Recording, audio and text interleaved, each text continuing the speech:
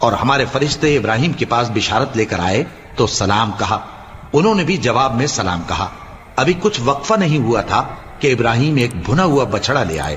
پھر جب دیکھا کہ ان کے ہاتھ کھانے کی طرف نہیں بڑھتے، یعنی وہ کھانا نہیں کھاتے، تو ان کو اجنبی سمجھ کر دل میں خوف کیا۔ فرشتوں نے کہا کہ خوف نہ کیجیے، ہم قوم لوط کی طرف ان کے ہلاک کرنے کو بھیجے گئے ہیں۔ اور ابراہیم کی بیوی جو پاس کھڑی تھی ہنس پڑی، تو ہم نے اس کو اسحاق کی اور اسحاق کے بعد یعقوب کی خوشخبری دی۔ اس نے کہا، اے میرے بچہ ہوگا، میں تو بڑھیا ہوں اور یہ میرے میاں بھی بوڑھے ہیں، یہ تو بڑی عجیب بات ہے۔ انہوں نے کہا، کیا تم اللہ کی قدرت سے تعجب کرتی ہو؟ اے اہل بیت، تم پر اللہ کی رحمت اور اس کی برکتیں ہیں، وہ لائق تعریف ہے، بڑا ہے۔ پھر جب ابراہیم سے خوف جاتا رہا اور ان کو خوشخبری بھی مل گئی تو قوم لوط کے بارے میں لگے ہم سے بحث کرنے۔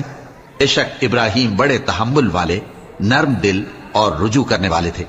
اے ابراہیم، اس بات کو جانے دو، تمہارے پروردگار کا حکم آ پہنچا ہے اور ان لوگوں پر عذاب آنے والا ہے جو کبھی نہیں ٹلنے کا۔ اور جب ہمارے فرشتے لوط کے پاس آئے تو وہ ان کے آنے سے غمناک اور تنگ دل ہوئے اور کہنے لگے کہ آج کا دن بڑی مشکل کا دن ہے۔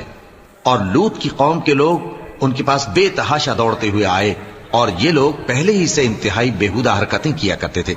لوط نے کہا کہ اے بھائیو، یہ جو میری قوم کی لڑکیاں ہیں یہ تمہارے لیے جائز اور پاک ہیں، تو اللہ سے ڈرو اور میرے مہمانوں کے بارے میں مجھے بے آبرو نہ کرو۔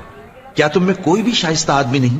وہ بولے، تم کو معلوم ہے کہ تمہاری ان بیٹیوں کی ہمیں کچھ حاجت نہیں، اور جو ہماری غرض ہے اسے تم خوب جانتے ہو۔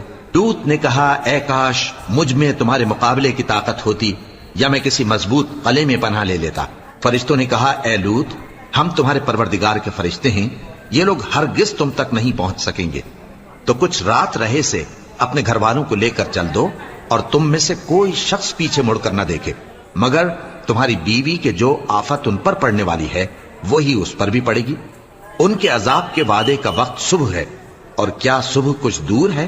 پھر جب ہمارا حکم آیا ہم نے اس بستی کو الٹ کر نیچے اوپر کر دیا اور ان پر پتھر کی تہ بتہ کنکریاں برسائیں جن پر تمہارے پروردگار کے ہاں سے نشان کیے ہوئے تھے، اور وہ بستی ان ظالموں سے کچھ دور نہیں۔